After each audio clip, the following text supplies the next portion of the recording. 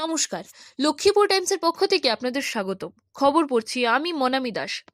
প্রত্যেক বছরের ন্যায় এবারও ফুলের তোল অখণ্ড মণ্ডলী এবং লক্ষ্মীপুর অখণ্ড মণ্ডলী পৃথক পৃথকভাবে শ্রী শ্রী স্বামী স্বরূপানন্দ পরমহংসদেবের জন্ম উৎসব বিভিন্ন অনুষ্ঠানের মাধ্যমে পালন করেছে।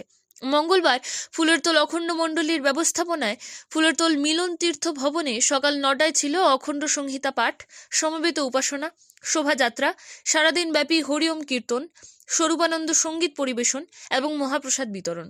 তাছাড়া সন্ধ্যা 6টায় ছিল অঞ্জলি প্রদান।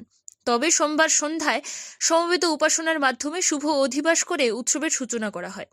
উৎসব শুরুর এক সপ্তাহ আগে থেকেই ভোর কীর্তন করে ফুলের তোল অঞ্চলে পরিক্রমা করা হয়। এবারের উৎসবে অনেক জনসমাগম হতে দেখা গেছে।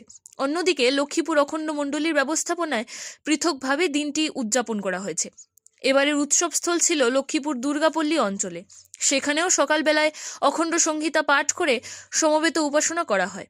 সারাদিন ব্যাপী চলে হরিওম কীর্তন এবং মহাপ্রসাদ বিতরণ। সন্ধ্যায় অঞ্জলির পর অনুষ্ঠান সমাপ্ত হয়।